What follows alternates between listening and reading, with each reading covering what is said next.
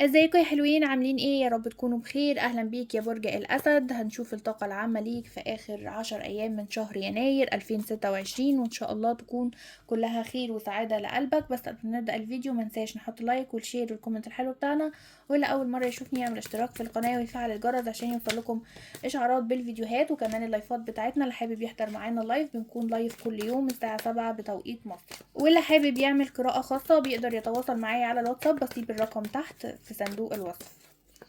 يلا نشوف الطاقة العامة ليك يا برج الأسد. هناخد طاقتك العامة، كمان بناخد طاقة العمل وطاقة المال، وبنشوف الطاقة العاطفية كمان ليك يا برج الأسد.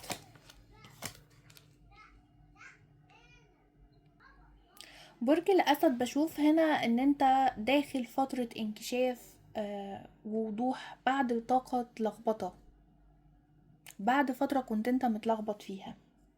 الطاقة بتاعتك بتقول هنا ان في حاجات كانت مستخبية او حاجات كانت متأجلة دلوقتي بتظهر على حقيقتها، بتظهر الامور قدامك كلها بشكل مكشوف يا برج الأسد. في قرار مهم هنا لازم يتاخد ومفيش مجال فيه للتردد منك، ففكر وخد الخطوة يا برج الأسد. بالنسبة لطاقة العمل والمال، بشوف هنا ان في فرصة مادية جايلك هنا يا برج الأسد، او خبر عن فلوس. ممكن يكون جايلك خبر عن فلوس هنا انت منتظرها او شيء يا برج الأسد. ممكن يكون مشروع جديد او عرض شغل او شغل جانبي ليك يا برج الأسد. بشوف كمان هنا ان انت محتاج توازن الفترة الجاية ما بين قلبك وما بين عقلك. محتاج يكون في عندك توازن شوية، خصوصا في قراراتك المادية يا برج الأسد. بشوف هنا ان في حد بيدعمك، البعض منكم هنا بيكون في حد بيدعمك او بيقف جنبك، بس مش بيحب الكلام الكتير، هو بيحب تنفذ وافعال على طول يا برج الأسد. ما تستعجلش وراجع التفاصيل كويس.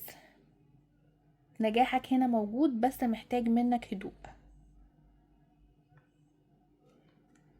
بالنسبة للعاطفة هنا يا برج الأسد، بشوف ان البعض منكم هنا في طاقة حيرة. بشوفك في طاقة حيرة، في طاقة تردد. عندك او عند الطرف التاني، يعني البعض منكم هنا ممكن يكون هو اللي في طاقة حيرة وتردد، او البعض الاخر الشريك هنا عنده هو اللي في حيرة وتردد من ان هو ياخد خطوة او ان هو ياخد قرار اتجاه العلاقة.